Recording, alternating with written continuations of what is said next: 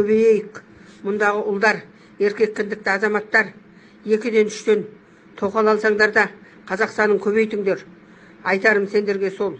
Ал енді үйде отырған ақжаулықты аналарға, келіндерімізге кесірленбей, ер азаматтың қадірін біліп, сол қойнында жатқан еркектің бір қабырғасынан жаралған екеніңді мойындап, оларға мүмкіншілік бер, еркіндік беріңдер, келіндер. Көбейейік. Баяғы заманда, өткен ғасырлардағы, өткен өмірдегі аналарымыз тегіннен тегін тоқалап берген жоқ. Қазақтың санын көбейткен данышпан аналар болған, дана аналар болған.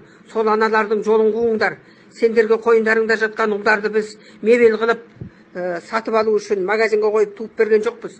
Халықтың санын көбейтсін деп, қазақтың тобын көбейтсін деп, Алла ұл бер деп, алақанымызды аспанға жайып ұл сұраған кезде қазақтың санын көбейтсін деп сұраған біз. Бір шүйкебасты алып, соның құлы болсын, соның етегінің астына кіріп кетсін деп тілеген жоқпыз. Сен сияқты шүйкебастың талайын алсын, 3-еуін, 4-еуін алсын, бәрінен бала туғызсын деп тілегенбіз. Қазақтың тобын көбейтсін деп. Сендер болсаңдар, байға тиесіңдер, сол жігітті еншілеп аласыңдар. Әуелден бастап соны дүниеге 9 ай толғатып әкелген анасынан да бөліп алып кетесіңдер. Бұл дегенің үлкен күнә.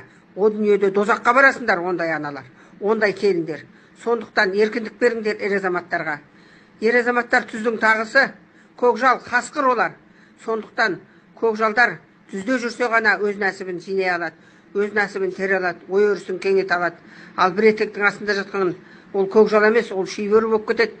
Біздің ер азамат балаларымызды шибөріге айналдырмаңдар, келіндер. Сендердің құлақтарыңа осындай алтын сырға таққысы келіп отыр бүгін апаларыңның. Қабылдаңдар осыны. Сондықтан қарсы шықпаңдар. Көбейтіңдер қазақтың тобын. Ұлдарды аңлығандарыңды қойыңдар. Ер азаматтардың етегінен тас қып ұстағанды қойыңдар. Еркіндік беріңдер. Ер азамат еркіндікке жаралған. Түздің тағысы, аспанның қыраны олар. Оларға еркіндік